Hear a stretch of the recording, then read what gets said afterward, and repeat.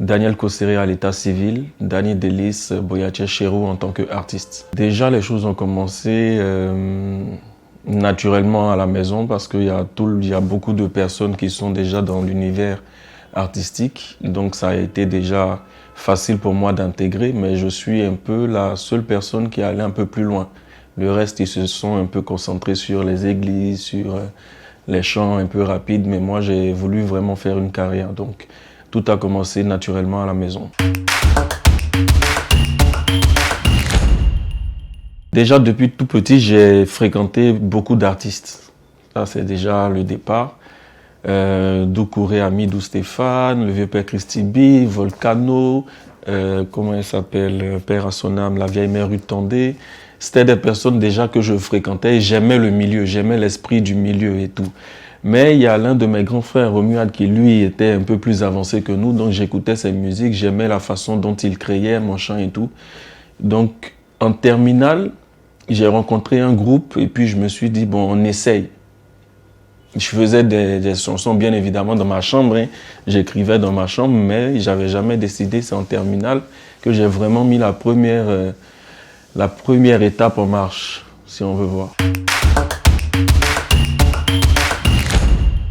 Style musical, je fais à la base, j'ai pas de limite en termes de créativité sans pour autant être imbu de ma personne, mais j'ai la possibilité de faire n'importe quel registre. Mais de base, je suis un artiste coupé-décalé, mais là, j'ai créé un courant à moi qui est le décalé love. Donc, j'essaye de mettre de l'amour dans ce qui est dansé. Ce qui me pousse à écrire, c'est la plupart du temps ce que je vis. Avant, je n'écrivais pas parce que le coupé-décalé ne demandait pas ça.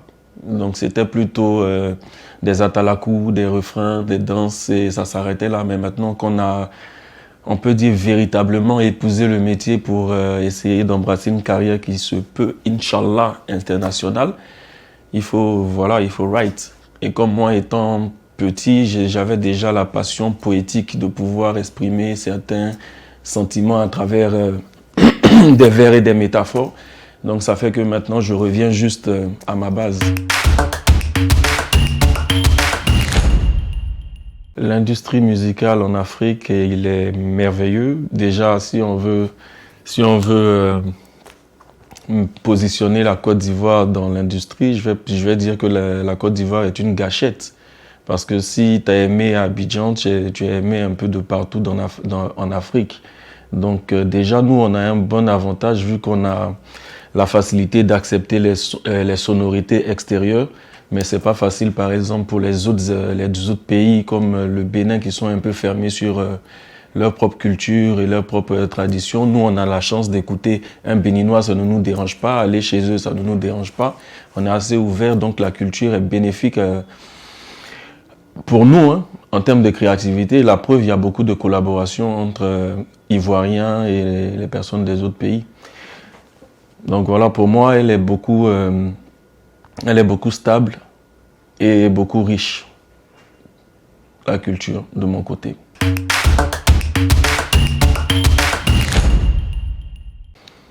Bon, déjà, là, je suis en train de faire un album bilan de ce que j'ai eu à produire, que je vais juste déclarer et faire sortir maintenant un nouvel album dans l'année qui vient et pourquoi pas essayer d'organiser mon premier concert live. Dans la musique ivoirienne, quand tu n'as pas d'épaule, c'est difficile pour marcher, tu vois. Tu vas traîner beaucoup.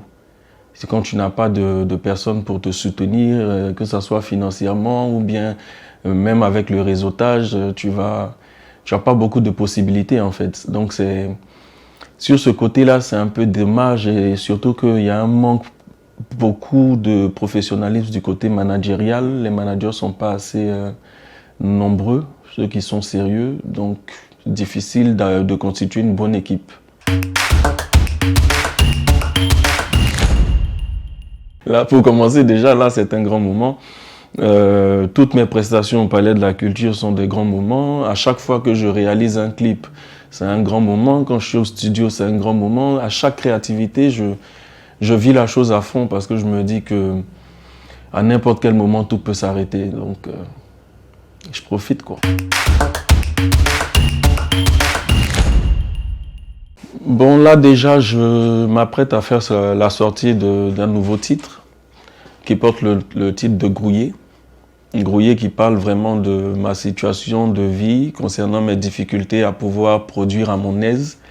Donc, je fais le titre Grouillé pour inciter toutes les personnes qui sont dans des difficultés comme moi à ne pas baisser les bras et à toujours foncer malgré ce qu'ils peuvent rencontrer comme difficulté. À chercher l'argent d'abord. Chercher l'argent d'abord. Voilà, la passion, c'est vrai, c'est bien, c'est intéressant, mais même pour te développer, tu as besoin de finances, tu as besoin de sous, donc chercher l'argent.